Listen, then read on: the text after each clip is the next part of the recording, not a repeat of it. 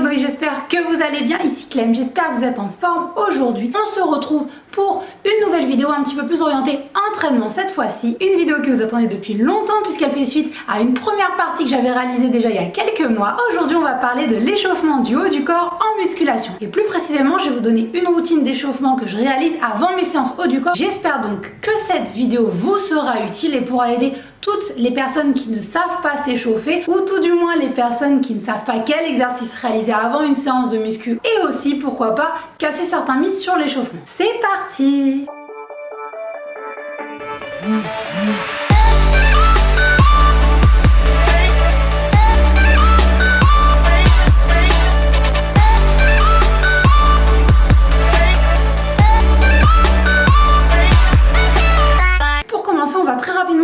Sur l'importance de l'échauffement en général. D'une, t'échauffer va te permettre d'augmenter ta température corporelle. De deux, de lubrifier tes articulations pour diminuer les forces de frottement qui agissent sur tes articulations pendant l'entraînement. Et de trois, de préparer ton corps à l'effort qui va venir en activant les différents muscles. Concernant l'échauffement du haut du corps en muscu, je vais essentiellement ici te proposer un échauffement articulaire. Tout simplement parce que c'est selon moi la partie qui est la plus importante pour éviter les gênes et les blessures pendant l'entraînement, mais aussi car c'est souvent la partie la plus négligée. Le but dans cet échauffement, ça va donc être de 1.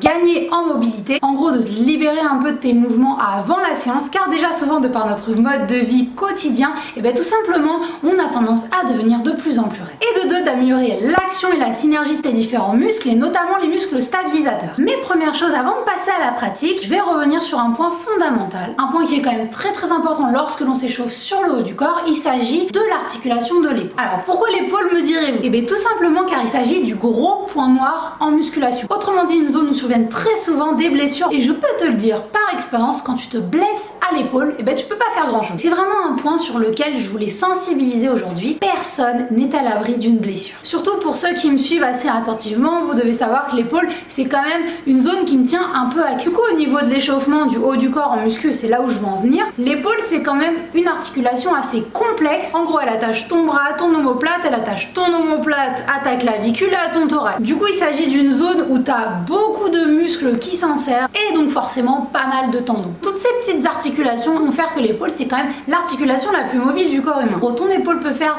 tous les mouvements possibles, devant, derrière, sur les côtés, en rotation, en cercle. Cette grande amplitude fait que du coup ton épaule est très instable et beaucoup exposée aux blessures. Je ne vous en dis pas plus, passons maintenant à la pratique. Je vais vous montrer tous les exercices que je réalise pour mon échauffement haut du corps. C'est parti! Donc on commence avec le premier exercice, il s'agit de l'overhead squat.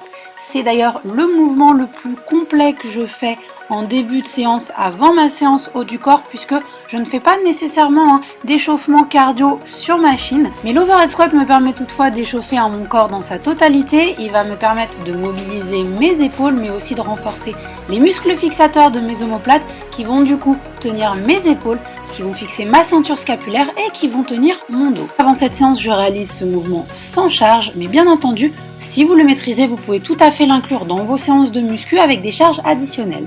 Je continue encore une fois avec mon bâton, mais cette fois-ci, je vais réaliser des cercles autour de la tête en ayant cherché le plus loin possible derrière moi pour préparer justement mon épaule dans d'autres axes de mouvement, donc ici un petit peu plus les rotations. A noter que vous pouvez réaliser bien sûr cet exercice avec un disque dans vos deux mains. Dernier exercice que je réalise encore une fois avec mon bâton, décidément il me sert beaucoup pour mon échauffement haut du corps. Il s'agit d'arcs de cercle, on appelle ça plutôt des dislocations. Je vais aller chercher très loin vers l'arrière, vous voyez mes mains sont quand même pas mal espacées pour pouvoir augmenter ma flexion d'épaule, mon amplitude et donc ma mobilité. Ici, on va passer à une série d'exercices que je fais depuis un petit peu plus récemment qui vont travailler sur la mobilisation de mes omoplates. Donc ici, je fais faire des répulsions verticales, c'est-à-dire que je vais me placer sur la machine assistée de dips et je vais faire juste bouger mes omoplates en les abaissant et en les remontant. Je peux faire aussi cet exercice suspendu à la barre de traction ou bien à l'aide d'un élastique que je noue en haut de ma barre de traction, je passe ma main dedans et je tire l'élastique vers le bas en descendant mon omoplate. Prochain exercice qui est ma foi très utile, surtout avant les séances où tu fais des mouvements de poussée, il s'agit de la protraction et la rétraction des omoplates. Cet exercice est juste super pour améliorer la stabilité de ta ceinture scapulaire. En fait, tu vas te mettre comme une pompe et tu vas faire essentiellement bouger tes omoplates en les ouvrant et en les resserrant. Prochains exercices que je vais plutôt placer à la fin de mon échauffement puisqu'il s'agit d'exercices de résistance. Je vais me servir de ma bande élastique pour tirer mes bras vers les extérieurs et activer encore une fois l'action de mes muscles fixateurs des omoplates.